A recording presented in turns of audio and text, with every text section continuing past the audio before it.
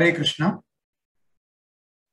Namo Om Vishnupadaya Krishna Presthaya Bhutale Srimate Bhakti Vedanta Swamin Iti Namine Namaste Saraswate Deve Gauravani Pracharine Nirvisesha Shunyavadi Paschatya Deshatarine Vagisha Yasya Vadane Lakshmir Yasya Cha Vakshasi Yasya Te Hridaye Samve तं नृसिंहमहं भजे एकेन चक्रमपरेण करेण शङ्खम् अन्येन सिन्धुतनयम् अवलम्ब्य वामेतरेण वरदाभयपद्मचिह्नम् लक्ष्मी नृसिंहमम देहि करावलम्बम् उग्रं वीरं महाविष्णुं ज्वलन्तं सर्वतोमुखं नृसिंहं भीषणं भद्रं मृत्योर्नमाम्यहम्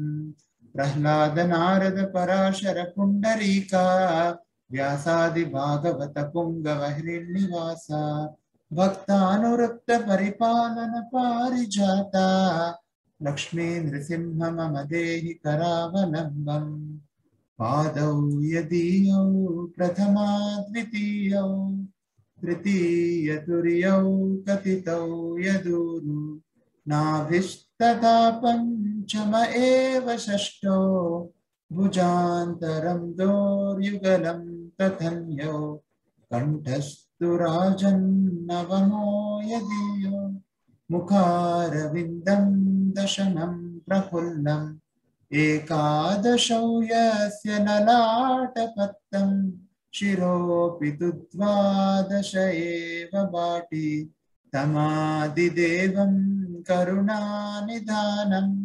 तमालवर्णं सुहितावतारम् अपार संसार समुद्र सेतुं भजामहे भागवत स्वरूपम्. I welcome all of you once again. Let us resume our discussion on 7th canto of Srimad Bhagavatam. So today we will be beginning with chapter 11. Or sorry, chapter 12. This is the 4 spiritual classes. Sorry for the mistake in the slide, typing mistake. So yesterday we had seen, for the past 2 days or 3 days, we have been seeing what is Varnashrama Dharma. What is Yudhishthira Maharaj's question to Narada Muni after he heard the Prahlad Charitra. And Yudhishthira Maharaj asks 2 questions about Sanatana Dharma, about Varnashrama Dharma, and Narada Muni begins explaining about them. Particularly, Narada Muni explains about the 4 Varnas, the Brahmana, the Kshatriya, the Vaishya, and the Shudra Varnas. And we have also seen what is Varnashrama and what is the purpose of Varnashrama. Who has created Varnashrama? The Supreme Lord himself has created this Varnashrama Dharma. Why it has been created? Because different conditioned souls have different subtle bodies and gross bodies in this material world.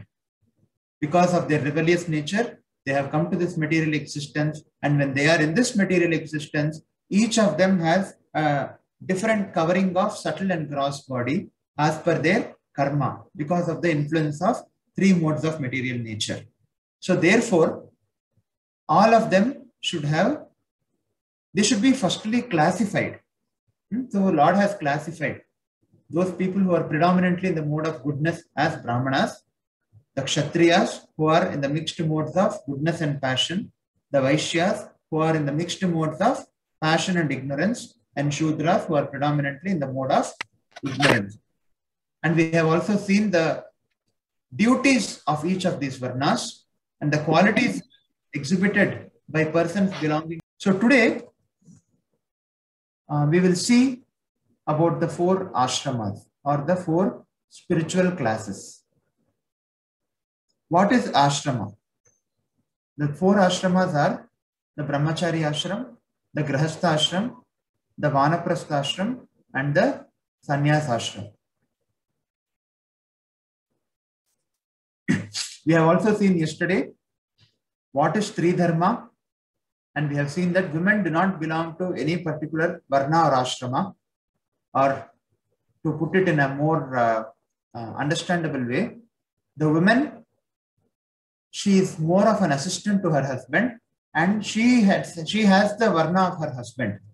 So in whichever varna the husband is there and the woman gets married to that particular man, her duty is to assist the husband in executing his duties. So therefore, her varna is predominantly the varna of the husband. And similarly, we have seen what is the main duty of a woman. The main duty of a woman is chastity. The woman should be trained in loyalty and chastity towards the husband. And we have seen the duties of a chaste wife. So today, Narada Muni will be continuing about this discussion. So Yudhishthira Maharaj asking Narada Muni about Varnashrama, Narada Muni describing about the Varnas, and in this chapter, Narada Muni describes about the Ashramas or the spiritual order. He describes about Brahmachari Ashram and Vanaprastha Ashrams to be specific.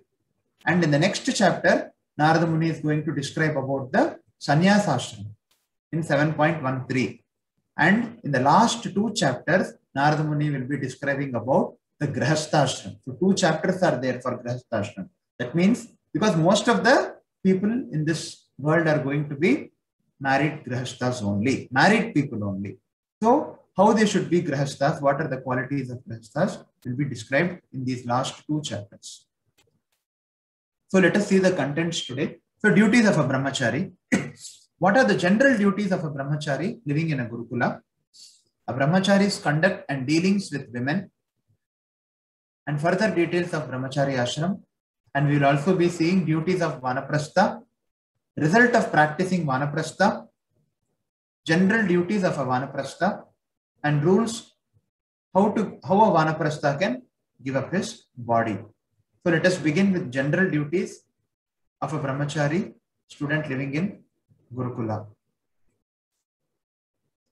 Om Ajnanatimirandhasya Jnananjana Shalakaya Chakshurunmilitam Yena Tasmai Shri Gurave Namaha.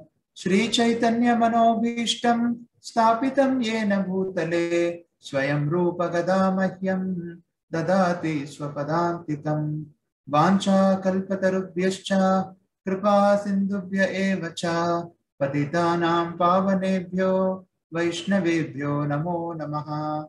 Shri Krishna Chaitanya Prabhu Nityananda Shri Advaita Gadadhara Shri Vasadi Gaura Bhakta Vrinda.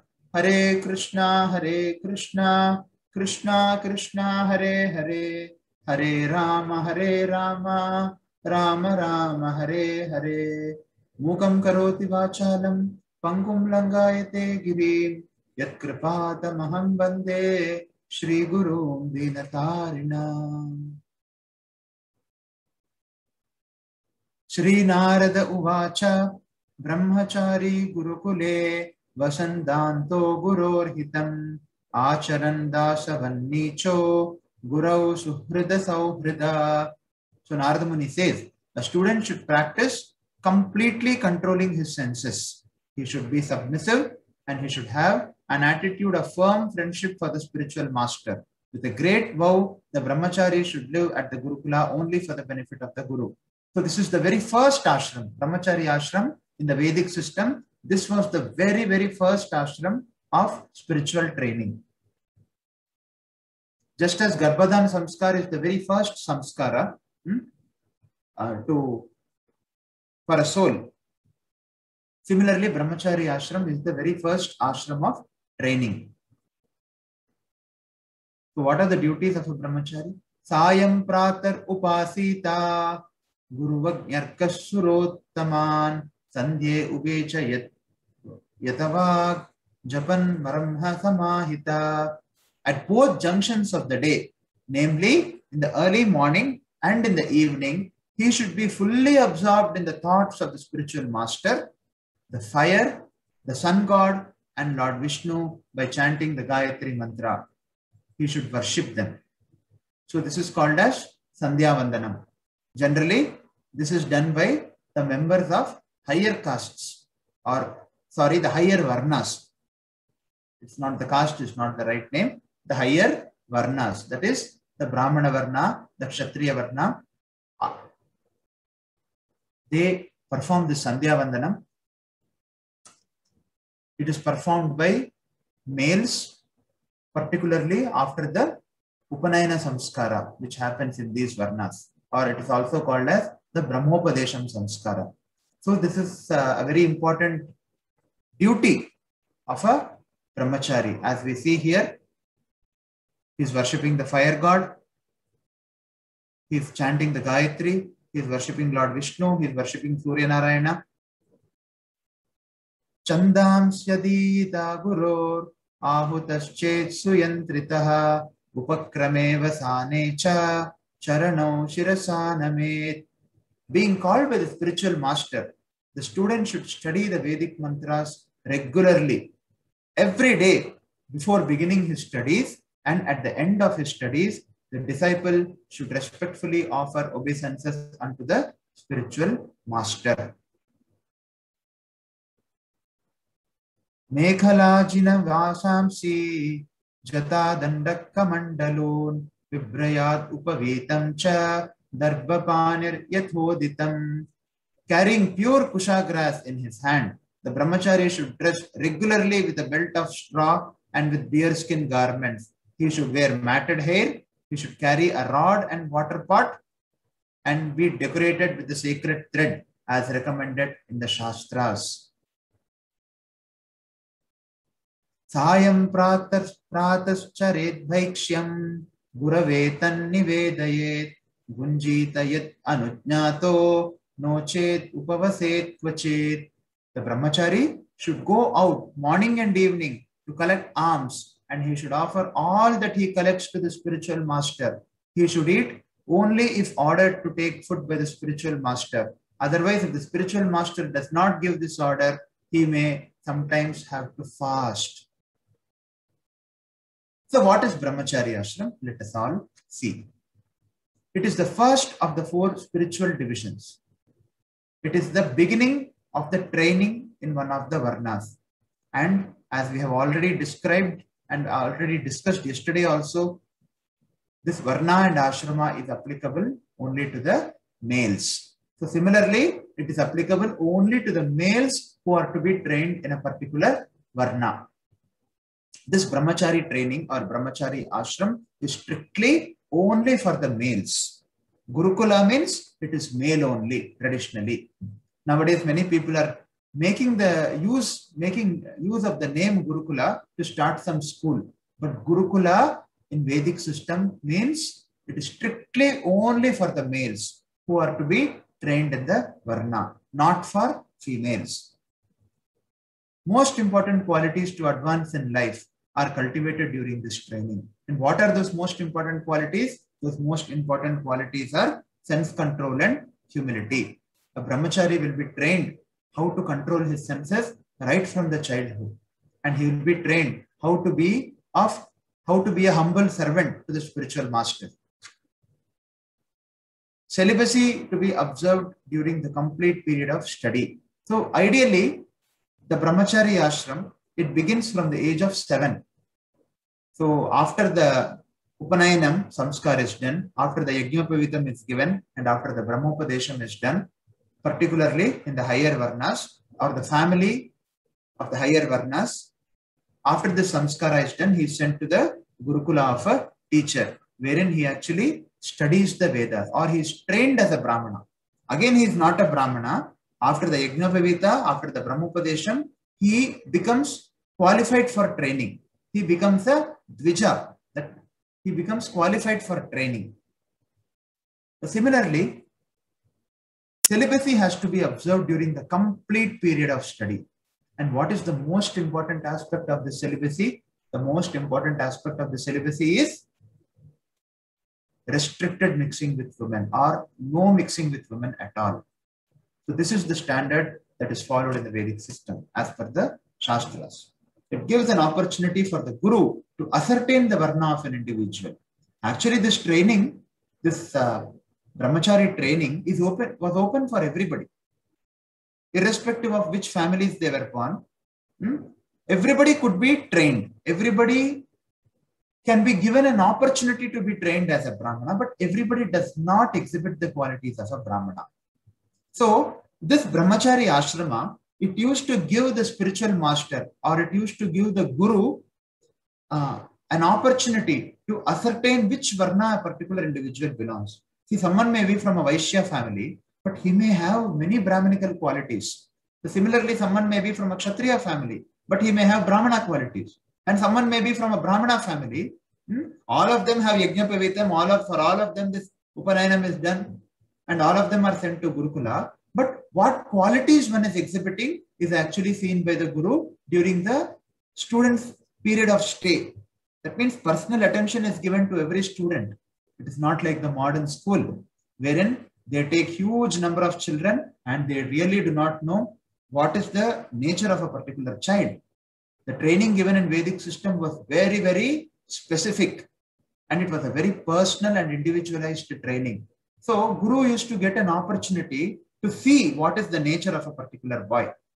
What are his inclinations? What are his propensities? What is his nature? Is he of a Brahminical nature, irrespective of whether he is from a Brahmin family or not? Is he of a Kshatriya nature? So for some time the Guru used to observe, and then the Guru used to separate. Separate them for what? Not to prove that one person is better than the other. He used to separate them because their syllabus has to be different. Brahmanas were trained in a particular way. Kshatriyas were trained in a particular way. And Vaishyas were given vocational training. They were not given formal education. They were given some kind of vocational training, so that they will be trained according to their nature. So it is such a scientific system, very simple and yet a very, very scientific system which is authorized by the Shastra, the Supreme Lord. So Brahminical training was offered to all the individuals, and after a while, the Guru, observing the psychophysical nature of the individual student, he trains him accordingly. If he is a very Brahminical person, he used to be given separate kind of training. He used to be given training in the Shastras.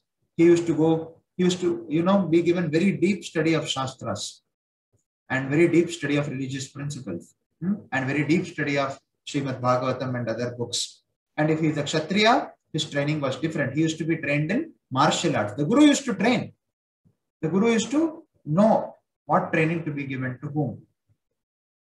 And if he is a Vaishya, he used to be given some kind of informal vocational training. A Brahmana can opt to get married at the age of 25 with Guru's permission. So, after following celibacy and after getting trained for a period of time, particularly from the age of 7 until the age of 20-25, then he has an option whether he wants to continue as a Naishtika Brahmachari or he wants to get married. There was always a choice, especially for a Brahmana. Kshatriyas anyway, they have to get married, Kshatriyas and Vaishyas, but for a Brahmana, marriage was not compulsory. If he chooses, if he wants, he can choose to remain as a complete celibate throughout the life in the ashram of the Guru. So he can opt one of the two.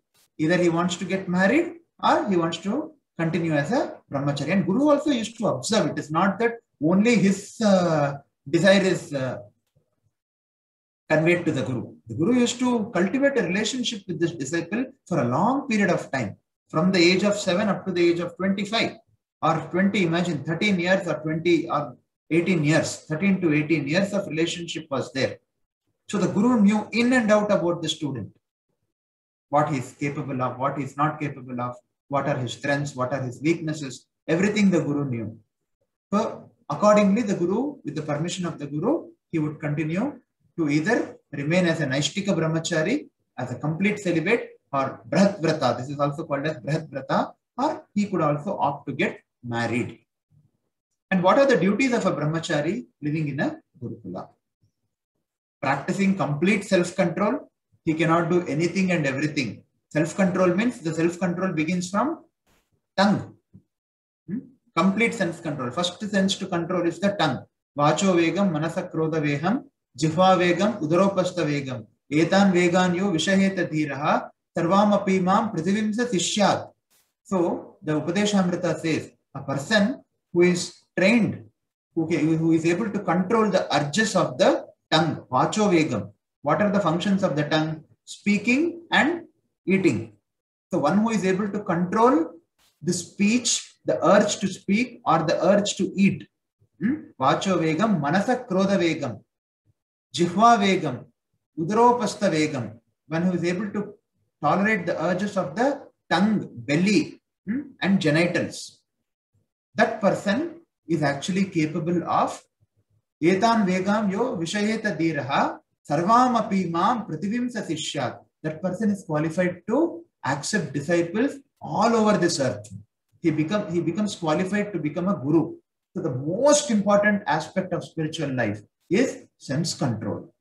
So this was taught in the Gurukula, and the boy was trained in all these aspects while living in a Gurukula. He used to get trained to practice complete self-control and complete celibacy, acting only for the benefit of Guru, submissiveness to the Guru, just like a servant, attitude of firm friendship for the Guru, worshipping the Guru, the fire, the sun, and Lord Vishnu early in the morning and evening, Trikala Sandhya Vandanam, it is called, while silently and attentively chanting the Gayatri mantra, which is given during the Brahmopadesham. Studying the Vedic mantras regularly, daily offering respects unto the Guru's feet, collecting alms in the morning and evening and offering it to the Guru, eating only when ordered by Guru, otherwise fasting.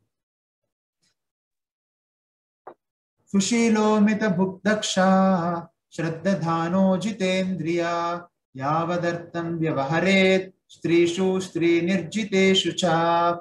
A brahmachari should be quite well behaved and gentle and should not eat or collect more than necessary. He should always be active and expert, fully believing in the instructions of the spiritual master and the Shastra. By fully controlling his senses, he should associate only as much as necessary with women or those controlled by women. It's a very important point here. He should not eat more than necessary. He should not collect more than necessary. So this training was given from the age of 7 years. So imagine what kind of individual that person would be when he reached the age of 25. If he is trained in all these qualities, he should be well behaved and gentle. He should not eat more than necessary. He should not collect more than necessary. He must always be Shraddhadhano Jitendriya. He must be active and expert, fully believing in the instructions of the spiritual master and the Shastra, fully controlling his senses and associating with women only as much as necessary. This is a very important aspect. We will be discussing it after a while. Varjayet pramadagatham agrahasto brihat vrita indriyani pramathini harantyapiyater manaha. A brahmachari or one who has not accepted the grihastha ashram must rigidly avoid talking with women or about women, for the senses are so powerful that they may agitate even the mind of a sannyasi, a member of the renounced order of life. So this is the power of Maya, or the power of one's senses. Particularly a brahmachari, someone desiring to be a Naishtika brahmachari, someone desiring to be a celibate, a lifelong celibate, he must rigidly avoid speaking with women. Completely he must avoid. And not only talking with women, he should not even talk about women or discuss about women. Because Krishna says the same thing in Bhagavad Gita. Yatato hyapi kaunteya purushasya vipaschitaha indriyani pramatini haranti prasavan manaha. He says same thing. Dhyayato vishayan pumsam sangashte supajayate sangat sanjayate kama kamat krodho bijayate krodat bhavati sammoha sammoha smriti vibrama smriti brahmsat buddhinasho buddhinashat pranashyati.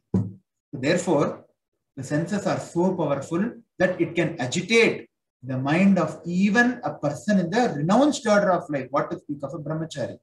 So one has to be very, very careful while associating with a woman, or particularly for a brahadvrata, which is described here, a brahmachari who wants to remain a celibate throughout his life, he has to be very, very careful when associating with women, or he should completely avoid the association of women. Kesha prasadhanonmarda napana vyanjanadikam Gurustribir Yuvattibi Karayennatmano Yuva. So here it is said, if the wife of the spiritual master is young, a young brahmachari should not allow her to care for his hair, massage his body with oil, or bathe him with the affection like a mother. It's very, very important point again, which is completely neglected in today's society. Today's society is a very liberal society. Today's society is simply based on sense gratification. Please understand how Narada Muni instructed Yudhishthira Maharaj on the highest dharma of bhakti, and he is giving the most very, very basic instructions also, which are to be followed. It is not that he's only speaking about love of God.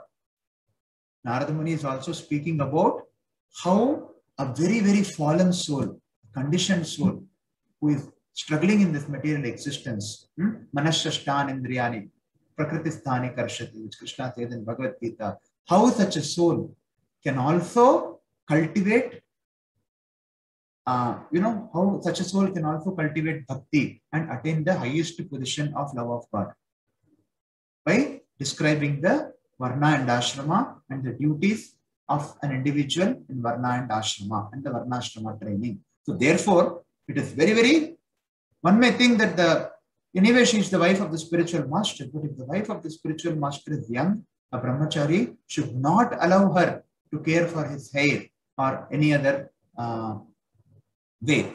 He should be very careful. Navagni pramadhanama Grita kumbas samappuman sutam apira hojahyad anyadaya vadartakrit.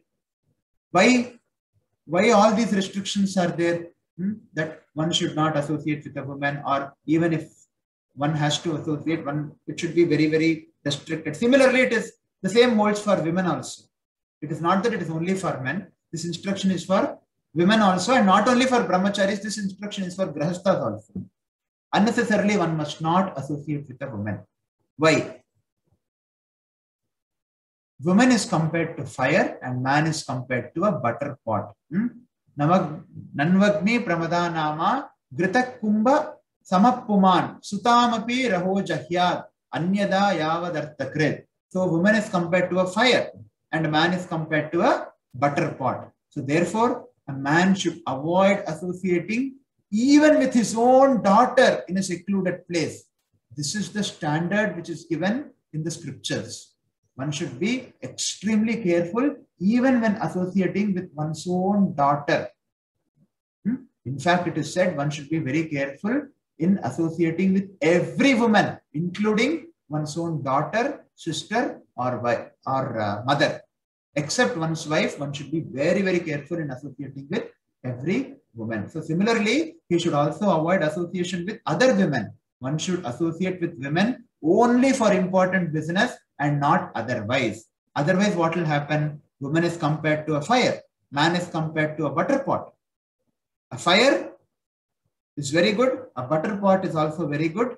But when they are brought together, what happens? Irrespective of whoever you may be, you are sure to become affected and agitated and fall down from whatever spiritual advancement you have already made. Surely one is prone to sinful activities when one does not follow this restriction properly. Woman is compared to a fire. A fire is very important element, right? With a fire, so many things can be done. Similarly, with a butter pot, many things can be done. But when fire and butter come together, what happens? When a fire and butter come together, the butter completely melts and the fire becomes inextinguishable practically. So therefore, it's a very, very important aspect which all of us must follow. It's not only, whatever we are speaking here, it is not only for the bygone ages. It is applicable now also. We have to follow these things. We have to take the principles. We have to follow and implement these things to the best possible extent in the current situation. Similarly, and when a woman is compared to fire and man is compared to a butter. And you know when they should be brought together? When are fire and butter brought together? Fire and butter are brought together only when a yajna has to be done. Similarly, a woman and man have to be brought together only for the sake of marriage. That's all. Otherwise, there is no business. Absolutely, there is no business for a man with another woman or for a woman with a man. Absolutely, there is no business. If at all they have to be brought together, it is only in order to perform the yajna. A butter and fire. A butter is brought near the fire only when there is a sacrifice. So, vivaha is a big sacrifice. It's a samskara, vivaha yajna. It is called vivaha yajna. So, when that yajna is to be made, only for the purpose of yajna, they should be brought together. And what is yajna? Who is the yajnapati? Yajnapati is the Supreme Lord. Yajna means an offering to the Supreme Lord. So, a man and woman should come together only as an offering to the Supreme Lord to perform their duties in Varna, Varnashrama respectively, and help each other advance towards the ultimate goal of life. This is the only purpose a woman and man should be brought together, not for any other purpose.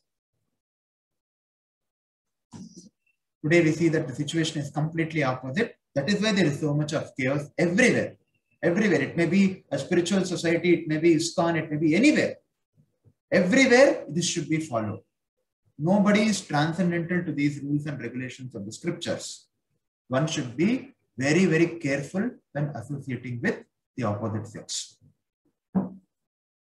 Kalpayitvatmanayavat abhasam idamishvaraha dvaitam tavanna viramet tato hyasya piparyaya. As long as a living entity is not completely self-realized, which all of us are, we are not completely self-realized. As long as he is not independent of the misconception of identifying with his body, which is nothing but a reflection of the original body. So as long as a person is not self-realized, we all agree, we are not self-realized. We are all struggling. Somehow we are trying to stick to this process. That's all. As long as a living entity is not completely self-realized, as long as he is not independent of the misconception of identifying with his body, which is nothing but a reflection of the original body and senses, he cannot be relieved of the conception of duality, which is epitomized by the duality between man and woman. So this dvandva is there, right? Krishna says in Bhagavad Gita, Ichchadvesha samutvena dvandva mohena bharata. So this illusion is there. How do we know that this illusion is there? When one experiences this dvandva. So therefore, as long as a living entity is not completely self-realized, which all of us are, there is no question about that. As long as one is not independent of the misconception of identifying with his body, yes, we are not yet freed from that misconception of identifying ourselves with this body. He cannot be relieved from the conception of duality. Thus, there is every chance that he will fall down because his intelligence is bewildered, and intelligence becomes bewildered to a great extent when one associates with a woman frivolously. For no purpose, unless it is extremely important, one should actually interact or associate with a woman, and that too in a very, very restricted way. What is the conduct of a brahmachari? In fact, this conduct is not applicable only to a brahmachari. It is not that only a brahmachari should follow all this. Everyone should be a brahmachari, actually. A grihastha also should be a brahmachari. What does a grihastha brahmachari mean? A grihastha, if he uses a sex life, his sex life, only for the purpose of begetting children, then he is also like a brahmachari. He can also be compared to he is also called a brahmachari only. He is called a grihastha brahmachari. If he doesn't waste his semen, if he doesn't indulge in sex unnecessarily, if he uses the sex only for procreation purpose, by taking blessings of the superiors and performing the Garbhadan Samskar, then such a grihastha is also called a brahmachari. In fact, everyone should follow brahmacharya. It is not only that from the age of 7 up to 25, one must follow this. Every male must follow this. If a male is trained in this way, automatically the females also will be inspired to serve the male properly. Yesterday we were having some questions.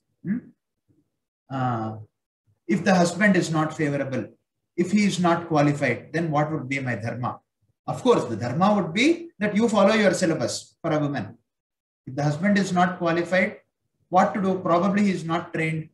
So you perform, you do your part. This is your syllabus, so you follow the Stri Dharma irrespective of how he is and take help from devotees. But ideally speaking, how a male must be trained is specified very clear. So today the focus is male. Yesterday the focus was Stri Dharma or female. So today the focus is completely about males and the training of a male in Brahmacharya. A Brihadvrata or a one who has decided not to marry should be very careful not to mix with women or with men addicted to women. He should rigidly avoid talking to women or talking about women. So therefore, he should be careful not only to mix with women, he should also be careful. Apart from being careful, he should be careful in associating with women, and he should be very, very careful even with associating with those men who are addicted to women. In fact, the second part is more dangerous. If you are addicted to a person who is completely addicted to women, who always speaks about women, then that association is more dangerous than associating with a woman. So it is said, no, how does one become a drunkard? If you associate with a drunkard, you will also become a drunkard automatically. So associating with a man addicted to women is more dangerous than associating with a woman. Both should be avoided very carefully. And he should rigidly avoid talking to women or about women.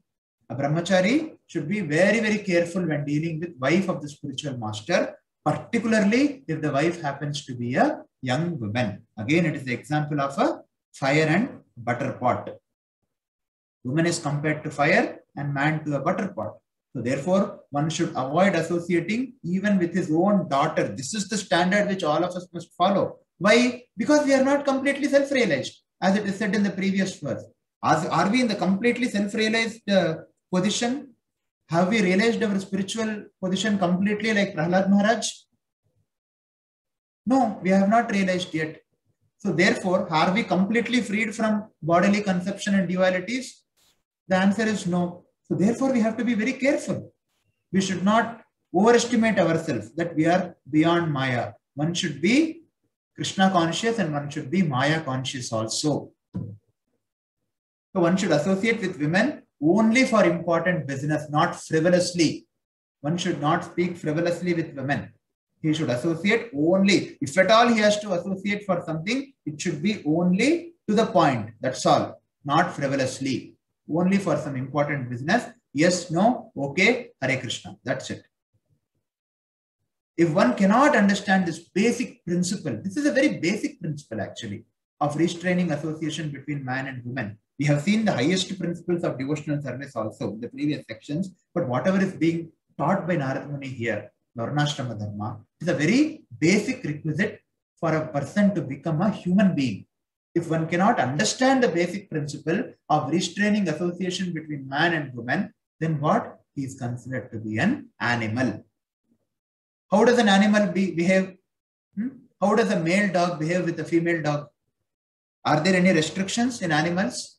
And even if the human society behaves like that, then what is the difference between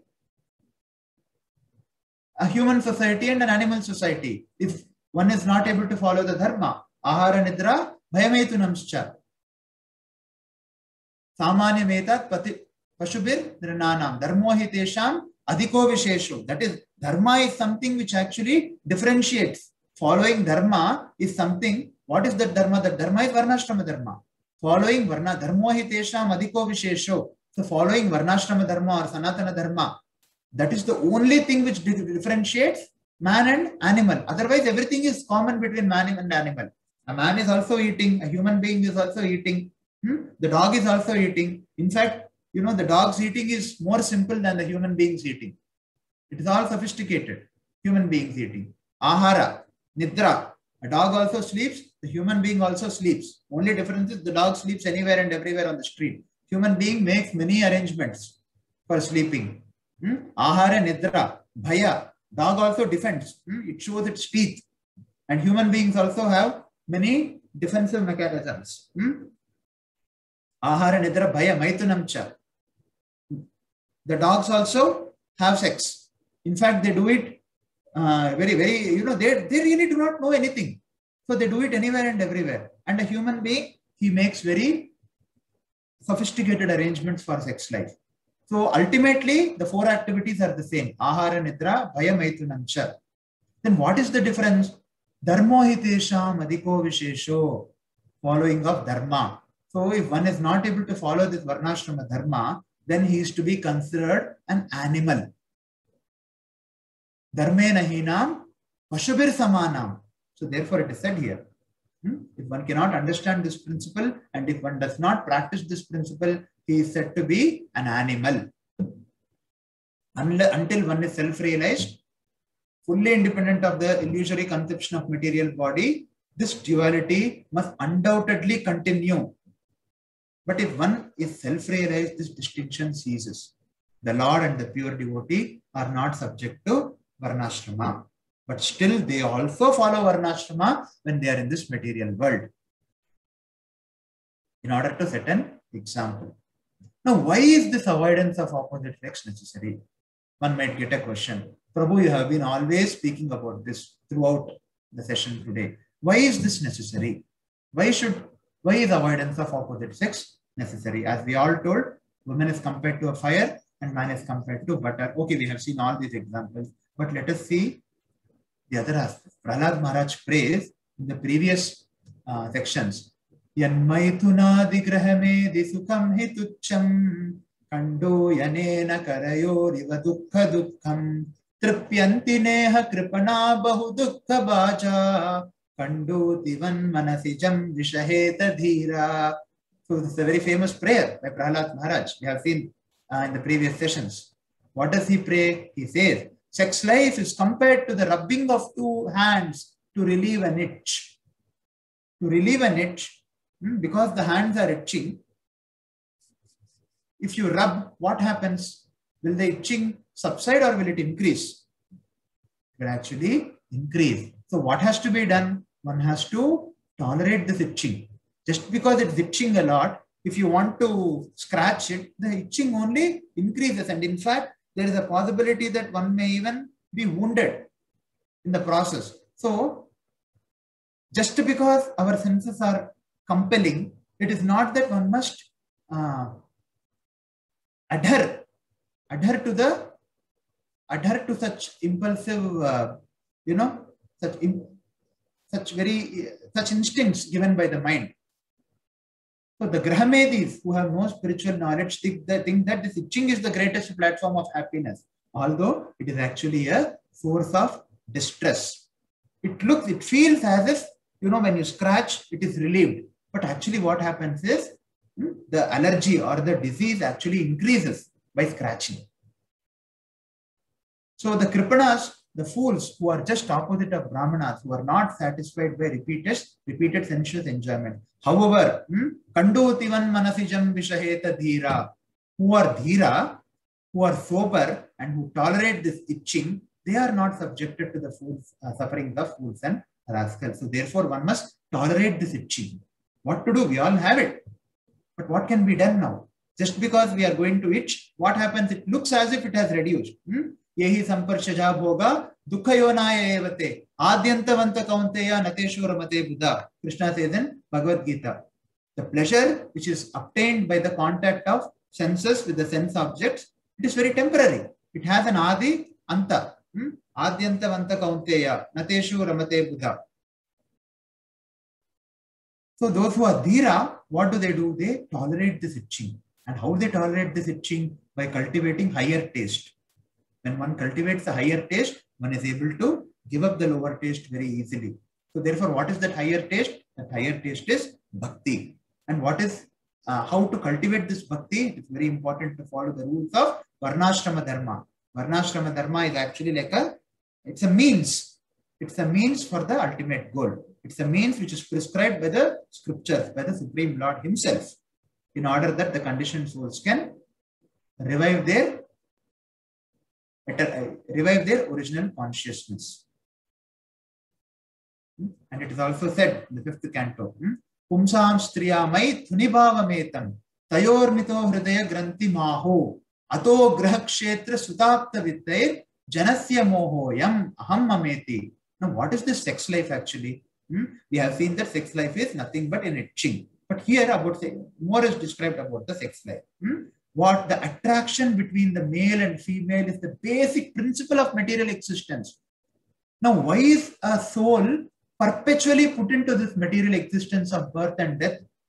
The main reason is pumsam striyamai tunibhavameta. That is the attraction between male and female.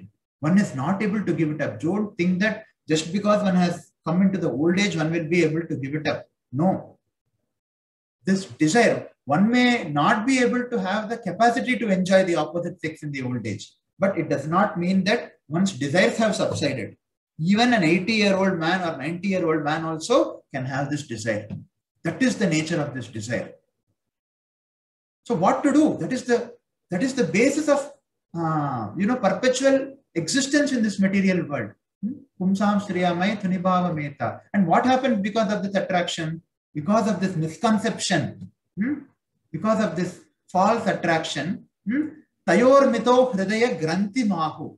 What happens is it completely ties you, it binds you like anything. Ato graha kshetra sutapta vitta. So therefore, the heart of the male and female, it is completely tied up in this illusion of attraction of the opposite sex. And then what happens? What is the next consequence? Then one becomes attracted to his body. Ato graha kshetra suta apta vitta. Graha is house, kshetra is land, suta is sun, apta is money, relatives, and wealth. Vitta is wealth. Ato graha kshetra suta apta vitta. So because of this illusory attraction, what happens is one becomes tied up. One gets lot of misconceptions, and because of that misconception, he becomes attracted not only to his body, he also becomes attracted to the extended body. One becomes attached to his body, his home, his property, his children, his relatives and wealth. And in this way, one increases life's illusions and he thinks in terms of I and mine. Janasya mohoyam.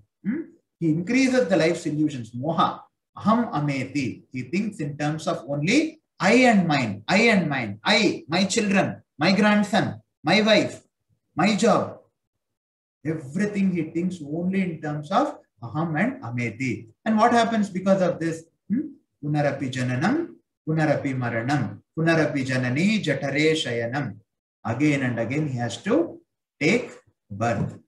To Shankaracharya prays, punarapi jananam, punarapi maranam, punarapi janani jatare shayanam, iha samsare bahudukkare kripaya pare pahi murare. So he prays to the Lord. Oh Lord, please, you are my only shelter. Please be merciful on me. So therefore, this attraction between male and female is the very purpose of perpetual material existence. So therefore, one has to be very careful when associating with women. So what are the advantages of being trained in brahmacharya?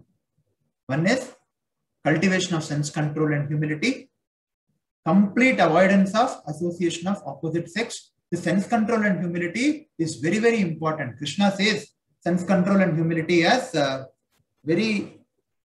in fact, the 18 items or 26 items of knowledge are said in Bhagavad Gita, 13th chapter. What is knowledge? What is vidya and avidya? In that, Krishna mentions this. Amanitvam adambitvam, ahimsa kshantirarachavam, acharyopashanam shaucham, sthairyamatma vinigraha, indriyarteshu vairagyam, anahankaramevacha, janma mrityu jaravyadi, dukkha doshana darshanam. He says in a series of verses that all these items are knowledge, and whatever is apart from these, it's not knowledge. So therefore, sense control and humility are very important elements of spirituality.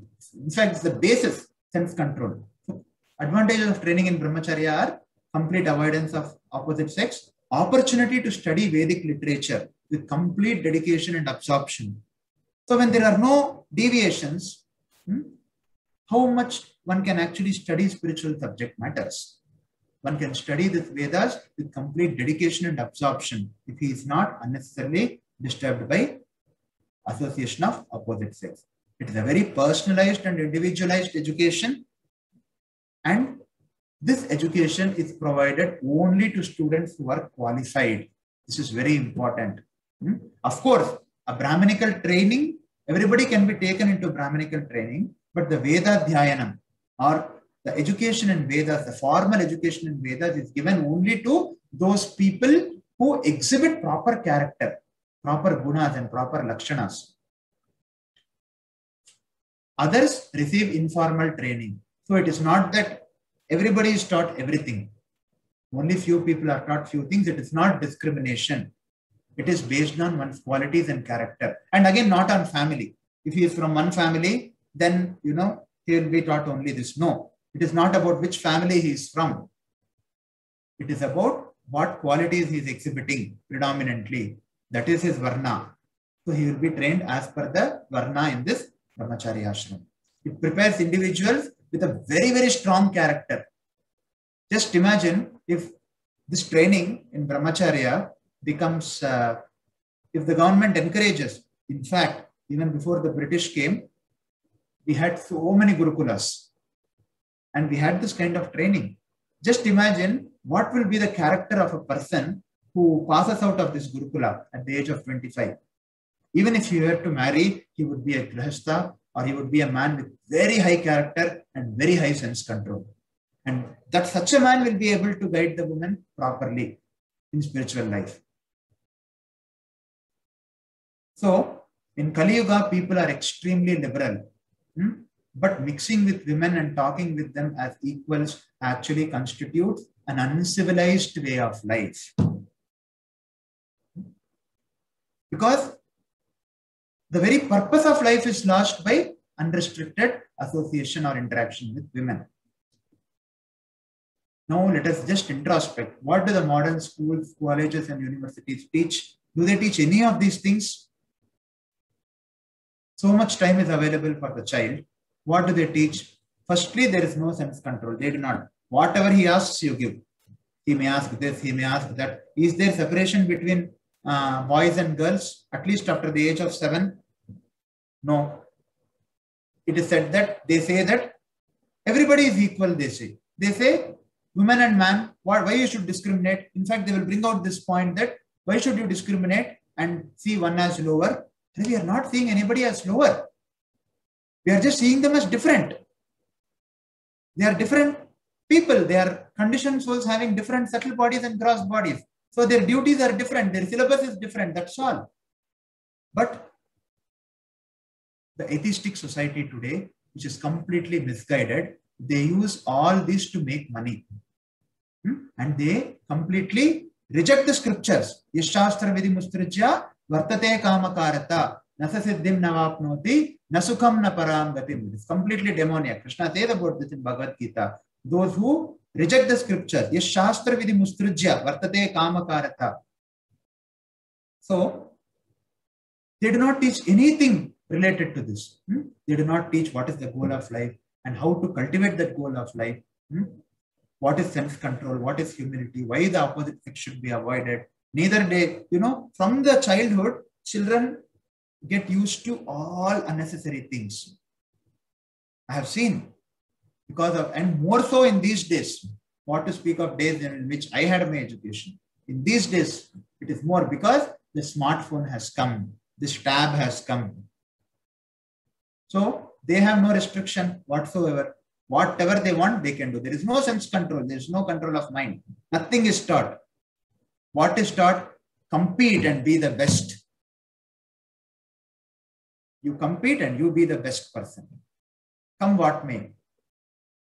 Just a rat race competition, that's all. Nothing is designed in order to actually train a boy properly or train a girl properly for that matter. Etat sarvam grihastasya samam natam yaterapi guru vrittir vikalpena grihastasyartu gaminaha.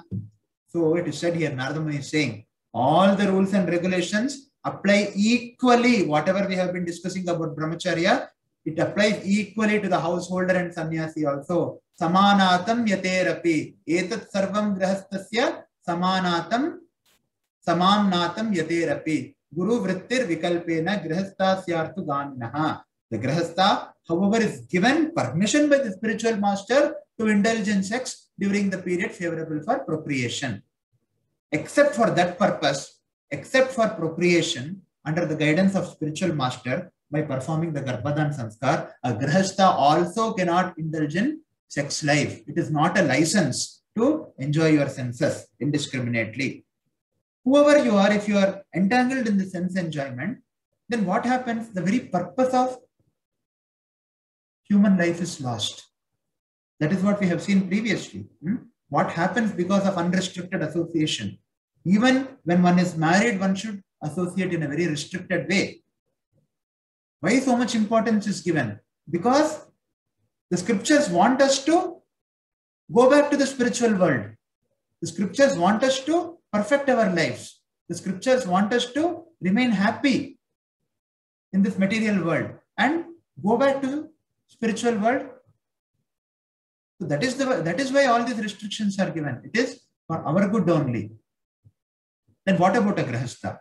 Grihastha ashram is not a license to enjoy sex life indiscriminately. In spiritual life, whether one is a Grihastha, Vanaprastha, Sannyasi or Brahmachari, everyone should act under the order of the spiritual master. There is no independence. There is no independence. A Grihastha may have a little bit of independence, that's all. But again, he is also actually dependent on the order of the spiritual master. No one is allowed to act independently and whimsically as per one's desire. See, this Varnashrama system is not a system of independence. I want to be independent. All of you should be independent. This is the misconception which is being, taught today. But Varnashrama system is not a system of independence. Then what is it? It is a system of interdependence. How different conditioned souls having different subtle bodies and gross bodies, while in this material world, by adhering to the rules and regulations given in the scriptures, by performing their duties properly according to the syllabus given to particular classes, how they can coexist in a very respectable and peaceful way. That is Varnashrama. Grihastha should indulge in sex life only in accordance with the order of the Guru. It is not that just because he is married, he can have sex whenever he wants and, for whatever purpose he wants. No, the Grihastha is allowed to indulge in sex life during the period favorable for procreation in accordance with the Guru's order. So one has to take blessings of the Guru before observing the Garbhadan Sanskar. Before one actually indulges in sex life, the purpose should be very clear why one is indulging. That is to give birth to a child and train him also in all these principles. That is the purpose of sex life. Anyway, this desire is there. How to use that desire is also mentioned. Dharma viruddho bhuteshu kamosmi bharatarshava, Krishna says in Bhagavad Gita. So therefore, one must obtain the permission from Guru in order to perform this Garbhadan Sanskar. It's a great responsibility. We have been discussing a couple of days back. It is not, Grihastha ashram is a very, very great responsibility. Otherwise, we will be implicated in sinful activities and we will be implicated in this material existence perpetually. And probably we may not even get a human form of life again if we are not careful. So therefore, the Grihastha should indulge in sex life only for procreation and only after seeking the permission and blessings of the spiritual master and other Vaishnavas. A Kshatriya is allowed to marry more than one wife, but this also must be in accordance with the instructions of the spiritual master, not whimsically. Why they are allowed to marry is because they are very rich generally. Kshatriyas are very, very rich. They can maintain. So in Vedic system it was allowed, but it is not allowed now. In spiritual life, one must conduct one's whole life under the guidance of the Guru. This is spiritual life. To be dependent on the Supreme Lord. Because why? That is our constitutional position. Our constitutional position is to always be a servant of the Supreme Lord. That is we are just living, Krishna consciousness is all about, firstly, to know who you are. And secondly, to be who you are. So to know that we are the eternal servant of the Lord. And therefore to be who you are. So you be the servant of the Lord. That's all. It's very simple. So in spiritual life, one must conduct one's whole life under Guru's guidance. One who executes his spiritual life under the guidance of the Guru can achieve the mercy of Krishna. Only such a person can achieve the mercy of Krishna. One who conducts his life under the direction of his spiritual master. Yasya prasadat bhagavat prasado. And what is the converse? If one desires to advance in spiritual life, but he acts whimsically, not following the orders of the spiritual master, then what happens? Yasya prasadan nagati kutupi. He has no gati. Yasya prasadat bhagavat prasada. If one executes his spiritual life under the direction of the Guru, then he can achieve the mercy of Krishna. Yasya prasadan nagati kutopi. But if he is not following the orders of the spiritual master, but still wants to advance in spiritual life, but he is acting whimsically, then such a person cannot have any shelter. Anjanabhyan janonmarda Srivalekhamisham madhu Sraggandalepan lankarams Tyaje yurye brihadbrita. So, further instructions are given for brahmachari here, who have taken the vow of celibacy, should not indulge in applying powder or ointment to the eyes, massaging the head with oil, massaging the body with the hands, seeing a woman or painting a woman's picture. So all these things are prohibited because one becomes more and more bodily conscious. That is why all these things are prohibited. Usitvaivam gurukule dvijo dityava buddhyacha Trayim sangopanishadam yavadartam yatabalam datvavaram anujnato guru kaman yadishvara graham vanam va pravishet pravrajet tatra vavaset. So according to rules and regulations mentioned above, one who is twice born should reside in the Gurukula under the care of spiritual master. There he should learn and study all the Vedic literatures along with their supplements and the Upanishads according to his ability and power to study. If possible, the student or disciple should reward the spiritual master with the remuneration the spiritual master requests, and then following the master's order, the disciple should leave and accept one of the other ashramas, namely the Grahasthashram, Vanaprastha or Sannyasashram as he desires. The members of the three higher sections of the society, namely the Brahmanas, Kshatriyas and Vaishyas, must learn the Vedic literatures according to their capability and power. So studying Vedic literatures is compulsory for everyone except the lower orders. So Gurukula should be used only to understand Vedic education or knowledge. And at present time, there are many educational institutions for training and technology. But such knowledge has nothing to do with the understanding of the absolute truth. So therefore, technology is meant for the Shudras and Vedas are meant for the Dvijas. From the Brahmachari ashram, one may accept the Sannyas ashram, Vanaprastha or Grahastha ashram. It is not compulsory for a Brahmachari to become a Grahastha. Particularly if he is a Brahmana, who is in the highest Varna, then that person, he can directly accept the Sannyas ashram. He can remain a Naishtika Brahmachari and he can accept Sannyas ashram. There is no compulsion for a Brahmana to get married, whereas Kshatriyas, Vaishyas and Shudras have to get married. Agnau gau Puravatmani cha sarva bhuteshvadokshajam bhutesvadham abhipashyet apravishtam pravishtavat. One should realize that in the fire, in the spiritual master, in oneself and in all the living entities, in all circumstances and conditions, the Supreme Lord has simultaneously entered and not entered. He is situated externally and internally as the full controller of everything. So, evam vido brahmachari vanaprasto yatirgrahi charan vidita vijnanaha param brahmadi gacchati. So Narada Muni says, by practicing in this way, whether one be in brahmachari ashram, grahastha ashram, which way, the principles of brahmacharya. It is not only for a brahmachari. These are the principles of brahmacharya which everyone must practice. By practicing in this way, whether one be in brahmachari ashram, grahastha, vanaprastha, sannyas ashram, one must always realize the all-pervading presence of the Supreme Lord.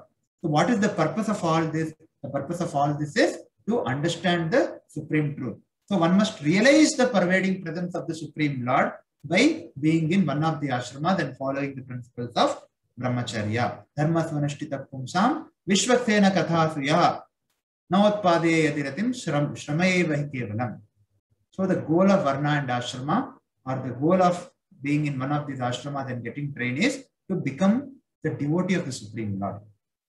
So we will stop for today. I think, yeah, I have exceeded 10 minutes today. I can take questions now.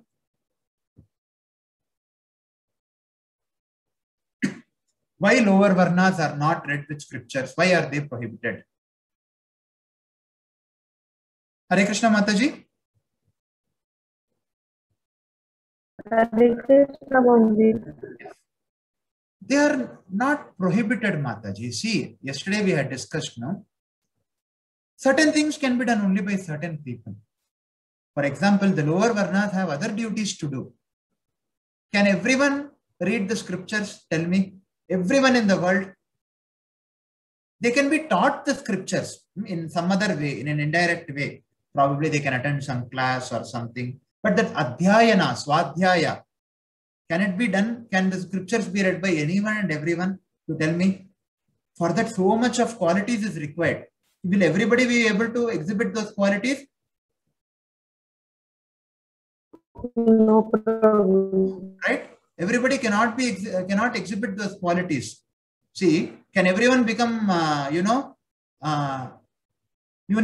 everyone become IAS officers? Tell me. No problem. Become IAS officer. Can I become? Hare Krishna Prabhuji. I also want to become an IAS officer. Can I become an IAS officer? If you are eligible, you will become. See, I didn't literally ask you the question. I meant that one should be qualified, no, for a certain thing. Right? It is not discrimination. One should be qualified. The chance is open for everyone, but how many can clear IAS or IPS exam? Tell me. How many people in India? Because that's the most prestigious exam. UPSC exam is very prestigious, most prestigious in India. And that service is also most prestigious service. How many can actually, so the rules and regulations are same for everyone, right? In the exam? Yes, Prabhuji. Yes, it is same for everyone. But still, how many can clear?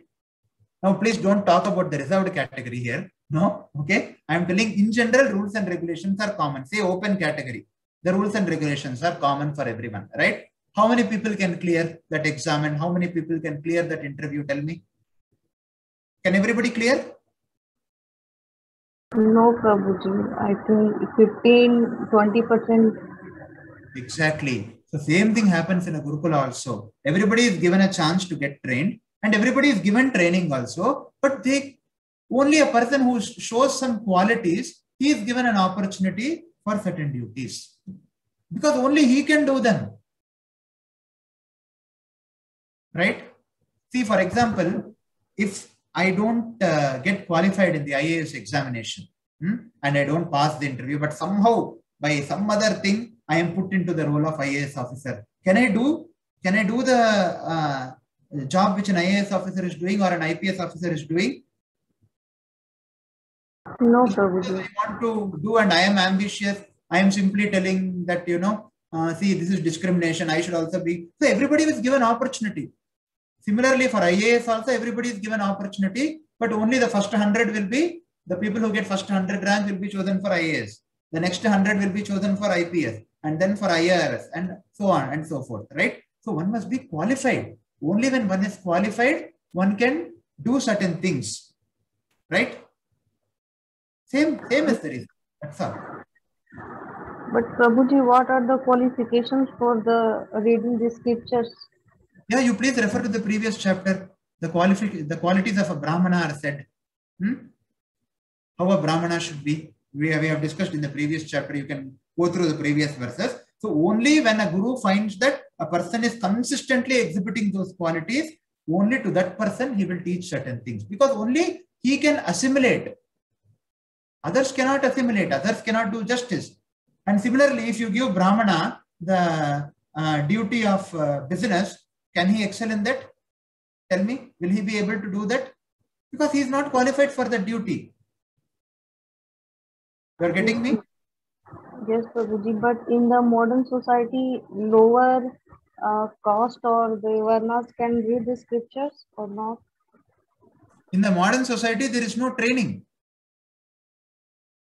That is why when there is no training, people only have, see, yesterday we have discussed, if one is not trained, he will always be in the mood of exploitation only. He will not be in the mood of service. He will not be in the mood of understanding the purpose of this creation and understanding who he is, who the Supreme Lord is, what this material world is.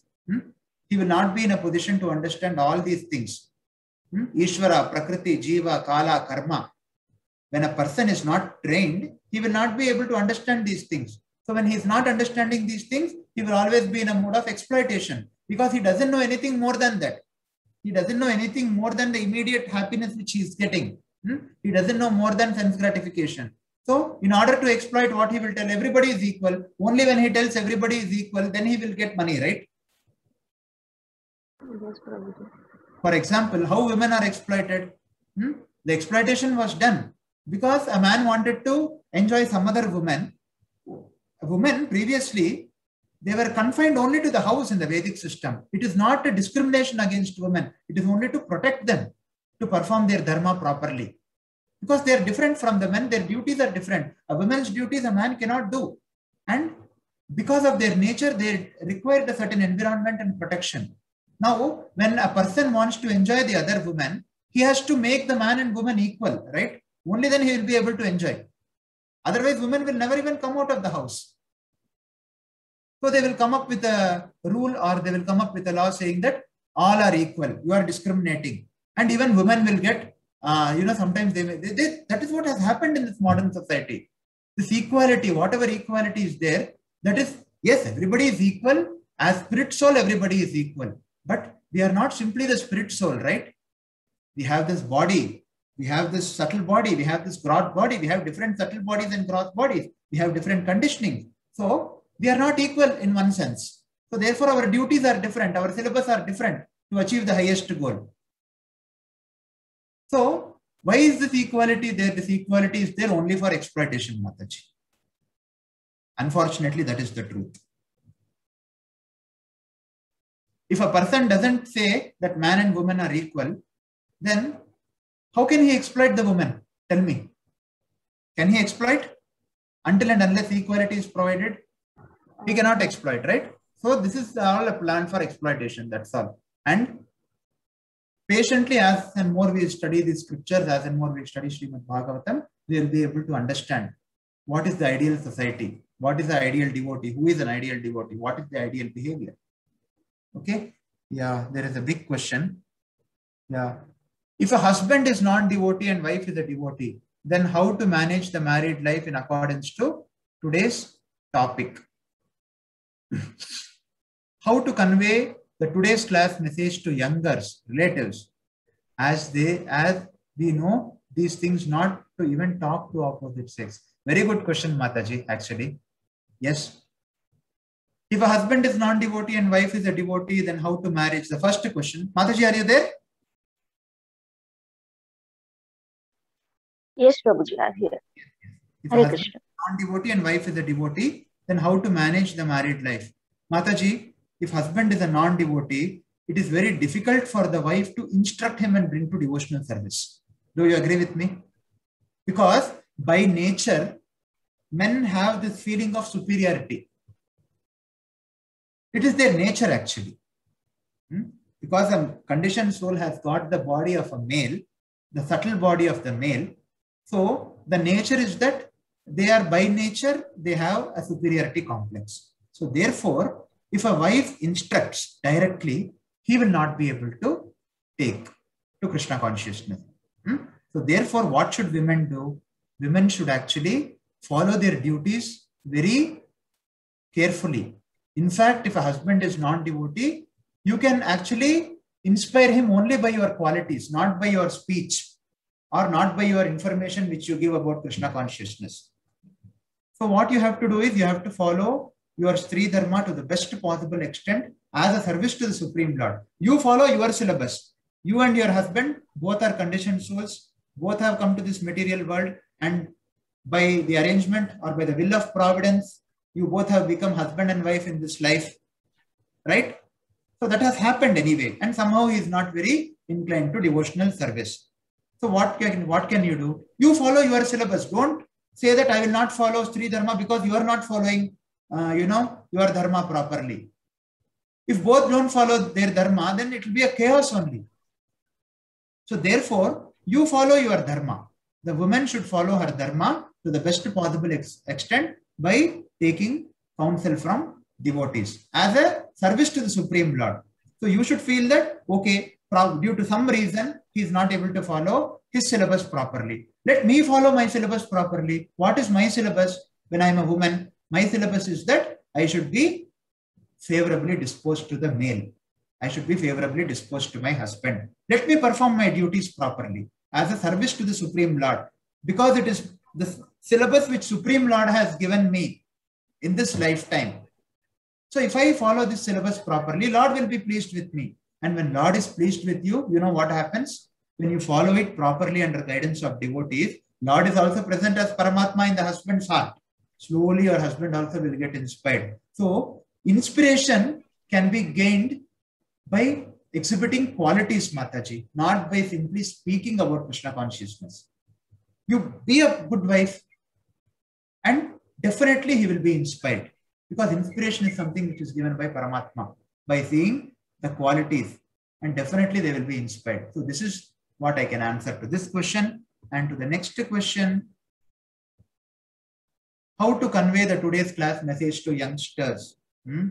Yes, this is a big challenge actually. This is more difficult than the previous question also. How to convey it to the youngsters is, yes, one should educate, because youngsters, we have an adhikar to teach the youngsters. So we should tell them in a slow way. We should create proper culture at our own home. To start with, we should start with our own dependents. We should, if something is already existing, we should reduce it. If this free mixing is not there in our family, we should introduce measures and we should educate them why it is important. Even you see, Mataji, even 50 years back or 30, 40 years back, boys and girls used to play separately, even during young days. You know, they were separated very naturally.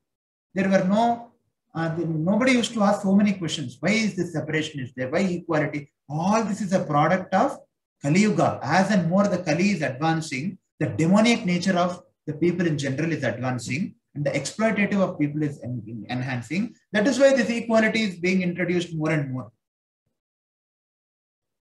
So we talk to them, that's all. To husband, probably a wife cannot talk, but to children, definitely that is the duty of a woman to instruct her children. You should actually teach all these things in a very educative way. She should teach. I was taught to a great extent by my parents. Yes. So similarly, one has to teach this to the children. Okay. Hare Krishna Prabhuji. Any other question? Hare Krishna Prabhuji. Am I audible? Yes, Mataji. Prabhuji, actually, as we discussed now, so in Gurukula, all the men will be getting all the education, no, regarding all Vedic scriptures and all. Then, yes. where a woman supposed to get all this education properly from an authorized source? Very good question. The women will be educated at home only, Mataji. All the things will be taught to women also. Women are not deprived of anything. Only the thing is, women's duties are different. Even yesterday we have seen in Stri Dharma, the woman, the chaste wife, or the wife as per Vedic standards, the woman is completely conversant in all the religious principles and expert in managing the household affairs. Did we not see yesterday? Yes. She's taught everything actually. She's taught everything in a way in which she should understand, but she's taught at home. She's not sent outside. Okay. I mean, at home means from mother and all the women at home. It was a joint family, no? It was a joint family, not a nuclear family in those days. So learning used to happen very naturally. Even while cooking, you see, just for example, if many devotees, many Matajis, they come together for cooking. You know, there is, even in our devotee society, there is one Mataji who knows many things. So automatically that sharing happens just by doing household activities like cooking also, you know? Yeah. Yeah, that sharing used to happen. And of course, even in a systematic way also they were taught, but they were taught only at home and they were taught only by other women, not by men. Okay, okay, Prabhuji. Okay. And Prabhu, yes. And I have another question regarding the responsibility towards a family. Yes. So, where I mean, current society, I mean, I think from previously also, men are expected to take the whole responsibility of their family. So whether it is for parents or sisters or anyone at the in the family. So aren't I mean, women are not supposed to take the responsibility, or can't a daughter take all those responsibility? You mean to say if a woman is a doctor? Daughter. I mean, Daughter. not instead of son. Yeah. Okay. Yeah. If only daughters are present in a family, then what? Yeah. Previously, the situation was not there because everybody used to have many children. Yes, and definitely one son used to be there. So this is a little, yeah, if daughters are there, then you should do the needful. That's all. Only daughters have to take, right? What else can be done? But again, if the daughters are there, this can be done. If the daughters are there, they will be married eventually, right? So along with their husband, the son-in-law becomes like a son.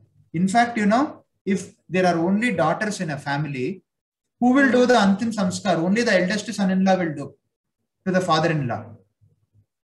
Yeah, but I mean, when the parents are alone, or any one of the parent are present, or they are abandoned by their son or anything. So in that situation, very unfortunate, which is happening today. Yes. Yes, Prabhuji. So in that case, they can take. In that case, daughters should take. Those daughters. Yeah. But as per the scriptures and all, I mean, women's parents should not be, I mean, they are not expected to stay at their son-in-law's place and all. Yes, very true. Very true. But see, the ideal standard is there. But again, sometimes, you know, we have to be realistic also. So whatever is relevant to us, see, for example, if there are only daughters to a parent, only 2 daughters are there, then what can they do? Tell me, in their old age. Only the daughters and son-in-law have to support. But they have to support together, daughter and the son-in-law. And the son-in-law should take the responsibility and daughter should assist the son-in-law. Ultimately, they should be taken care, right? So what is the problem if daughter and son-in-law take care? In fact, that is what happened in my mother's family also. All of them are only sisters. So the sons-in-law will take care when they are really in need. And the daughters will again assist their husband in taking care of their parents also. The leading service will be done only by the men. You are getting me, right? Yeah. But the woman will again cooperate with the husband. So the woman, what is her syllabus? Her syllabus is only to assist the men. That's all. Okay, Prabhuji. So in whatever a woman, I mean, wants to do or anything, so in each and everything, men's permission should be there.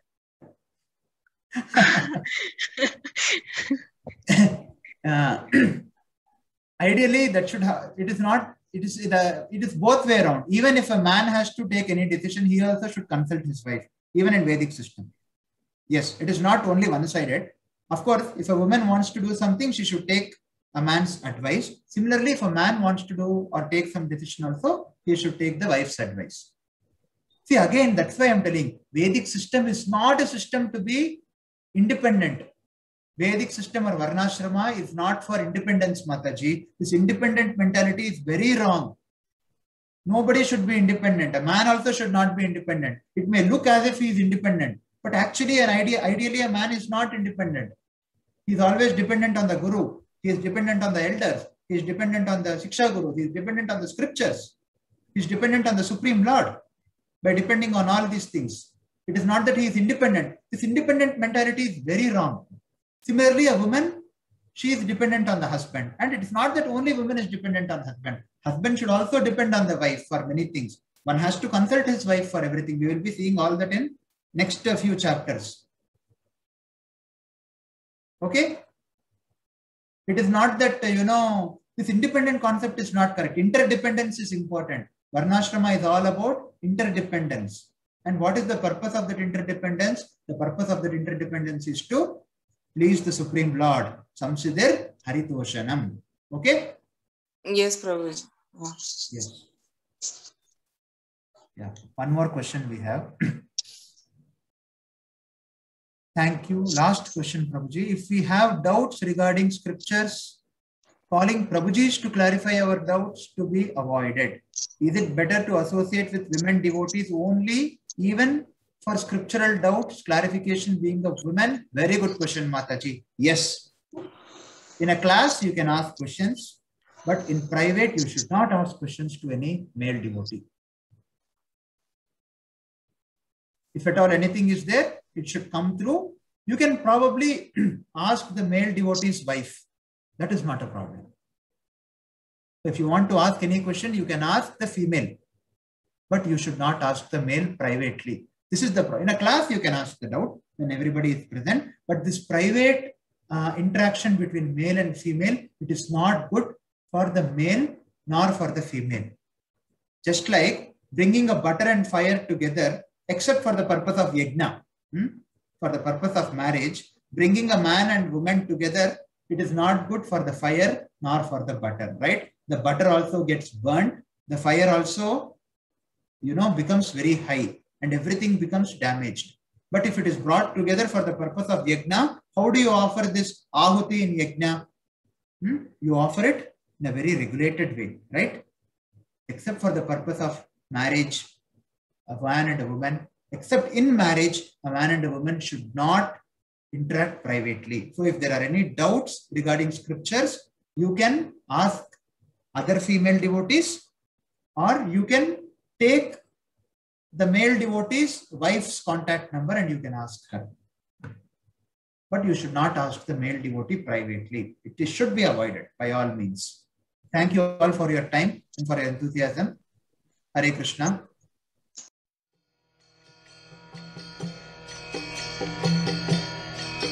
Hare Krishna, Krishna Krishna, Hare Hare, Hare Rama.